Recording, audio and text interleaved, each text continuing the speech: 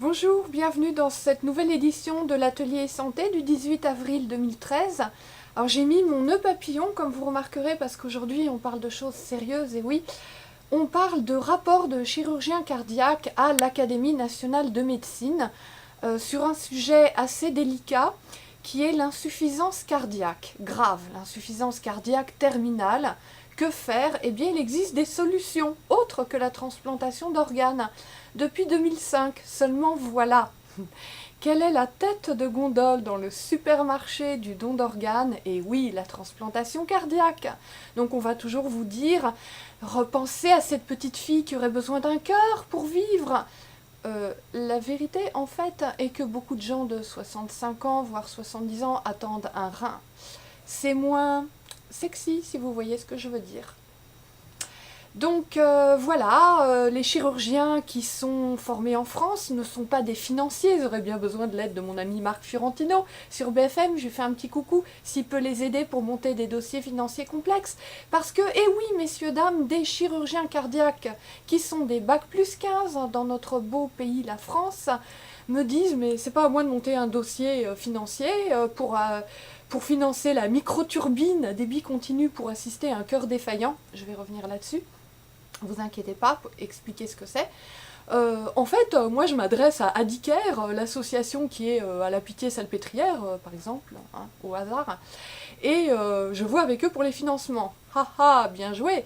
Adicare, qu'est-ce? Eh bien, Adicare, nous sommes dans le temple de la transplantation cardiaque. Donc ils vont pas se tirer dans les pattes, ils vont pas aller financer votre microturbine à débit continu pour assister à un cœur défaillant, voyons messieurs.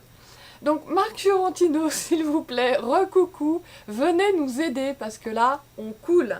Bon, plus sérieusement, je vais commencer par une anecdote. J'ai rencontré par hasard une danseuse, une ex-danseuse de l'Opéra de Paris, sur une présentation. Je travaille au marketing, mais pas en France.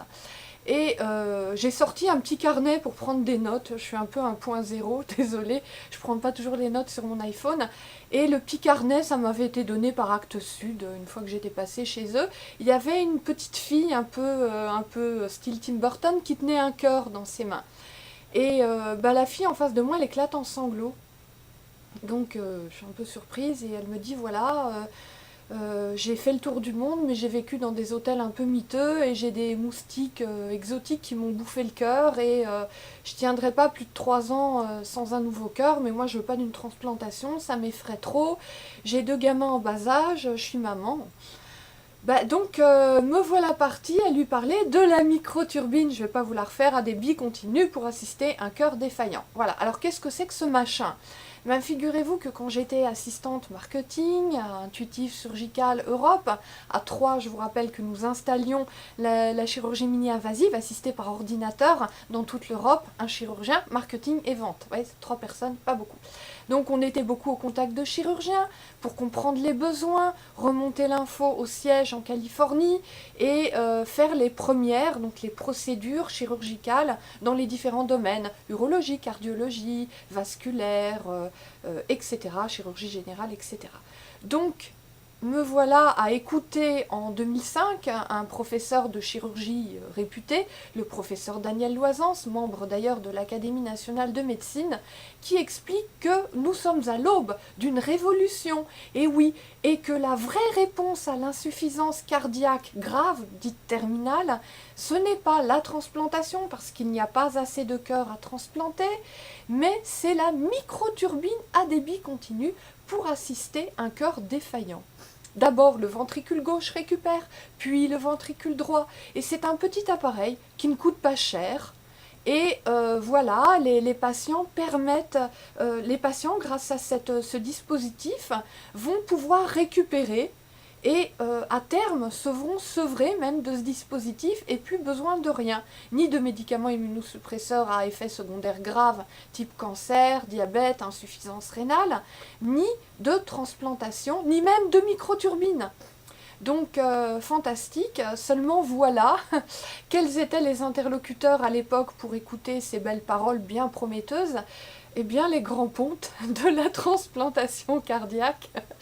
Donc en fait on avait un barbare, excusez-moi professeur Loisance, qui montait à l'assaut du temple des empereurs, qui voulait conserver leur rang de situation, la tête de gondole dans le supermarché du don d'organes, le cœur. On va pas réclamer des reins, je vous ai déjà dit, c'est pas assez sexy. Donc, voilà. Je vous explique avec vraiment des mots grand public, en prenant un air léger. Moi, j'en ai versé des larmes là-dessus, parce que on comprend des choses, et puis le grand public n'est pas au courant, et franchement, ça fait mal au cœur. Et donc le professeur Daniel Loisance a été témoigné, entre guillemets, c'est-à-dire qu'il a déposé un rapport d'expertise, une analyse très fine, très documentée, qui est exactement le contraire de ce que je vous fais là, hein. Moi je vous fais juste un genre de danse de pom-pom girl avec les gros traits pour que vous compreniez. Et il explique qu'alors qu'il est, l'insuffisance cardiaque terminale n'est absolument pas adressée, c'est-à-dire c'est pas traité. To be addressed, hein, c'est un terme anglo-saxon, c'est-à-dire traité, c'est-à-dire que les patients croient en le cœur transplanté qui va leur sauver la vie, sauf que ce cœur il n'arrive jamais, il y a une grosse pénurie, il y a 300 transplantations par an, c'est déjà énorme en cœur, et donc il y a beaucoup d'insuffisance cardiaque et donc le ratio penche pas en la faveur du patient qui attend. Mais les gens attendent et pendant ce temps-là, leur état se détériore. Et donc on assiste ça et là, parce que moi je vis pas mal entre, on va dire, la Nouvelle-Zélande, Londres et puis la Californie, et on assiste de plus en plus à des chirurgiens, à des présentations de chirurgiens américains qui, comme on dit en américain, stick their neck out. C'est-à-dire qu'ils mettent les pieds dans le plat, ils disent la vérité aux gens, ils disent n'attendez pas, vous êtes ni très jeune, ni très vieux, vous êtes entre deux âges, vous avez un état cardiaque qui risque de se détériorer, n'attendez pas la transplantation comme le miracle, faites-vous poser une microturbine à débit continu pour assister à un cœur défaillant, j'en bégaye, au lieu d'attendre la transplantation qui arrivera trop tard et pendant ce temps-là, votre état se sera détérioré. Donc en fait, moi j'ai été véritablement passionnée par le travail du professeur Loisance qui explique ces choses-là dans une présentation un peu plus ancienne qui date de 2004-2005 et puis son rapport à l'Académie nationale de médecine où il dit vraiment des choses très troublantes. Regardez ces choses-là. Moi je peux juste là ici faire une petite vidéo courte pour bien vous orienter sur le problème. Ensuite vraiment... Prenez le temps de visionner un petit peu, vous comprendrez beaucoup de choses. Vous comprendrez la puissance de lobbies financiers qui ont gagné beaucoup d'argent avec les immunosuppresseurs et qui veulent surtout pas que le système mis en place avec des rouages bien huilés soit disrupté par des devices, c'est-à-dire des appareils. L'assistance circulatoire mécanique, c'est une petite turbine, un tout petit appareil à débit continu.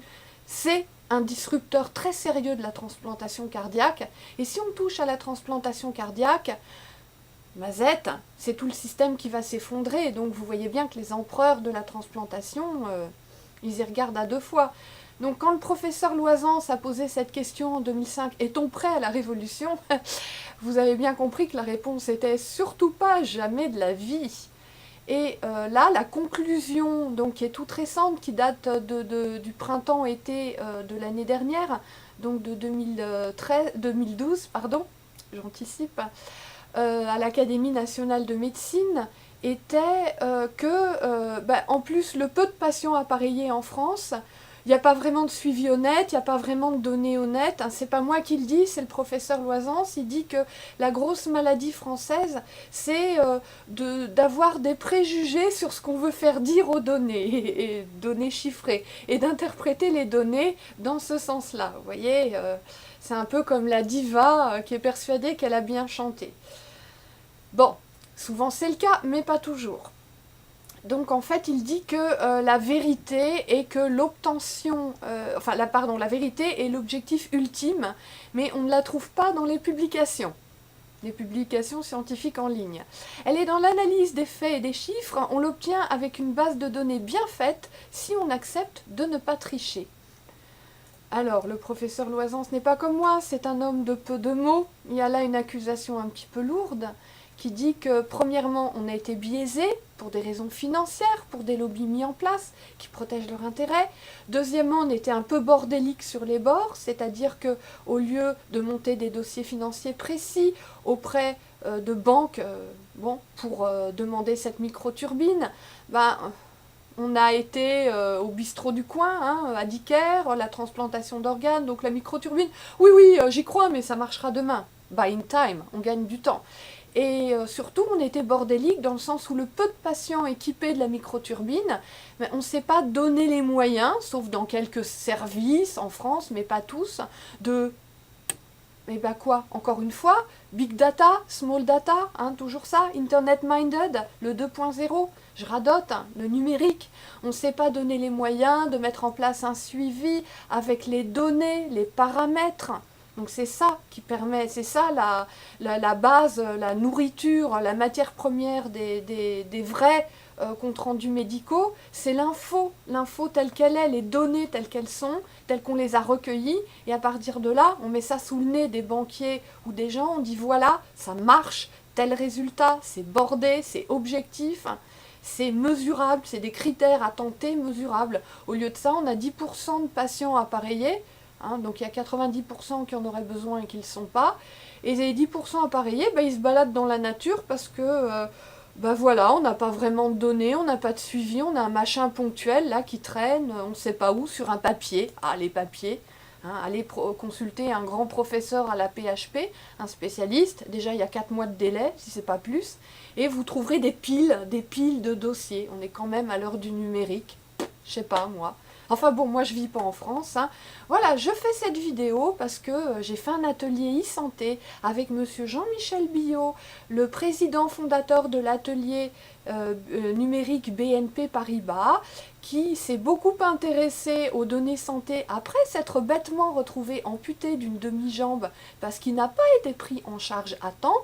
Et oui, ça arrive en France. Cela aurait pu vous arriver. Allez donc faire un tour sur le site, la page Facebook qui s'appelle comme ça. Cela aurait pu vous arriver. Vous aurez des surprises.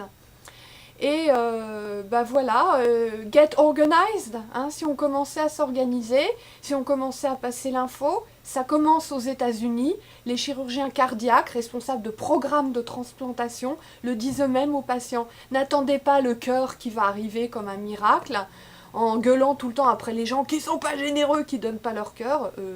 Je veux bien donner le mien, mais pour le moment, je suis pas morte et j'ai besoin de gagner mon salaire à la fin du mois. Donc si vous me laissez encore un peu, ça m'arrange pour payer mes frais.